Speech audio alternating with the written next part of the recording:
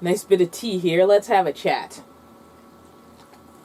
So while one of my more complicated to edit videos is exporting, I figured I'd turn on the camera and talk a little bit more about this back door and do a little follow-up video on a comment that I've been getting a lot. And it's a question, well, it's more like it's a comment slash question. Some people are really nice, some people are slightly rude. One person asked, quote unquote, why didn't I put insulation in this partition wall back here? And another person told me blatantly that I forgot the insulation in this partition wall back here.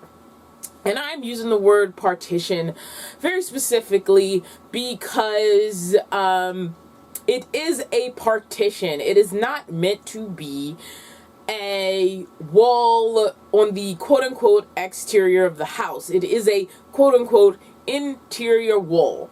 The thing that is actually insulated is the roll-up door itself. I found some roll-on self-adhesive insulation, and that is what I put not only on the roll-up door, but on a lot of weird, awkward areas that weren't straight walls inside the box truck. I have much less than a van, but I had a couple of those, and then I found this roll-on insulation, and if I can remember what it is, I'll drop it in the video before I drop it on YouTube.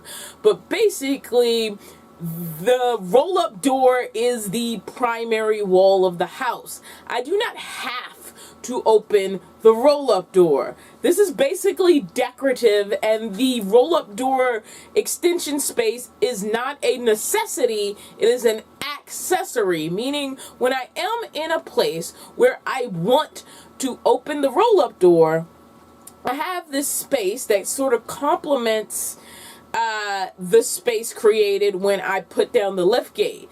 Now, on the same token, I can just not open the roll-up door, put down the lift gate, and still use it as a porch space without ever opening the roll-up door. There's only 3 reasons to open the roll-up door. 1, I want to. I'm in an environment where it seems conducive to the roll-up door being up and me having that airflow coming through.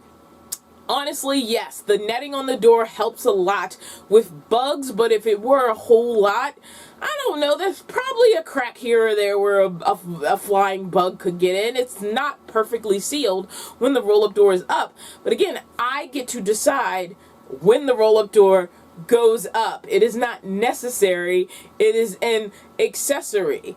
And the other 2 times I would have to put up the roll-up door is when I'm refilling or switching out propane, or if I am filling up my water jugs. Those are the reasons. Because I want to, because I'm filling up propane, and because I'm filling up water. This is not an entry to the house. I mean, it can serve as one while the roll-up door is up, obviously.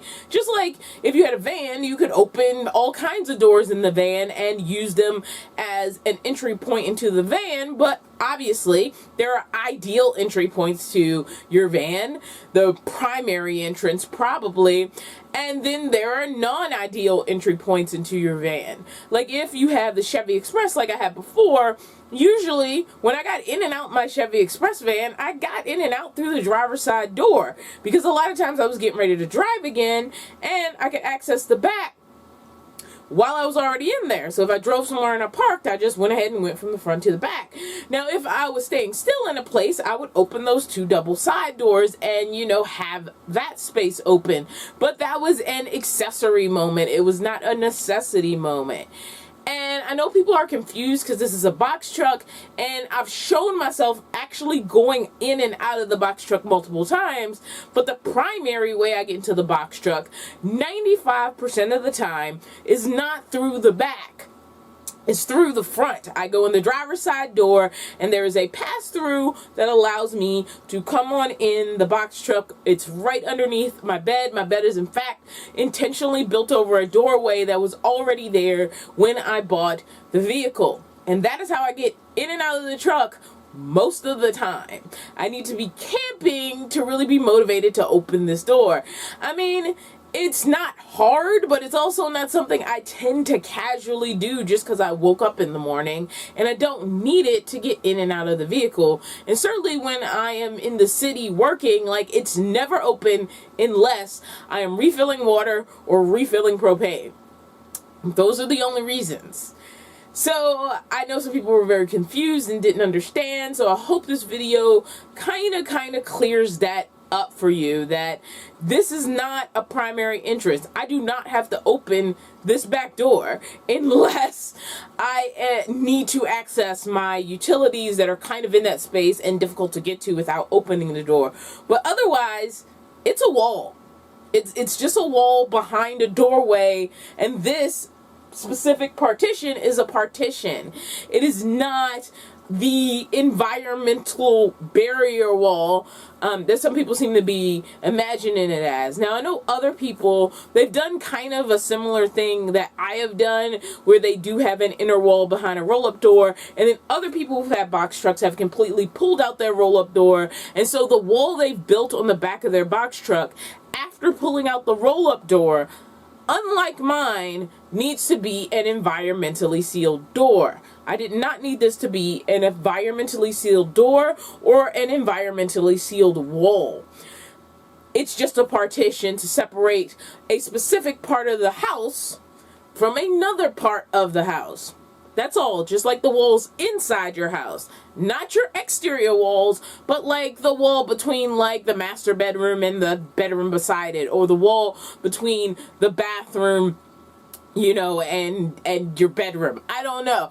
But it's an interior partition. It is not meant to be an exterior to the house wall, if that makes any sense. It's just dividing two areas into separate spaces in the internal area of the house. And yes, when I am parked and it seems like a desirable situation to have the roll-up door up, or a welcoming situation to have the roll-up door up, then I can decide to put that roll-up door up. But it's not a necessity. It's an accessory. And that is why I chose not to insulate the partition wall. Alright, cool. That's all I have for this video. I am exporting a video. You may have noticed I do have an extension monitor that I use sometimes. I am working on sort of tweaking my workspace, so I do see that as a video down the line. And I hadn't really talked about this secondary monitor that I added that I don't have to use, but sometimes it's nice to have the two different screens and, you know, have things going on. But I have a video exporting, and I've been in my head like, hey, I want to do this video where I explain why, just so I don't get the question anymore, and I can slap this into the build playlist right behind the other video about my partition wall. So hopefully if anybody watches it in the future, they'll watch this video right behind it, and if they are curious as to why I did not insulate my partition, it's because it's a partition. I'm done! See you next time. Thank you for joining me for this video, and yes, it was a short one. I know you guys are shocked. I've been putting out like 45-minute to hour-long videos, and here's this little short video all of a sudden that's less than 15 minutes, but I wanted to address this specific question before I moved on, both in my build videos and also in some of my other sort of deeper subjects I want to talk about. I'm looking forward to seeing you guys in the next video. As always, thank you to my supporters on Patreon and YouTube memberships. I am so appreciative of your continued support, and I hope to continue to put out the best content that I can, you know? I don't know if that makes sense. Anyway, see you in the next one.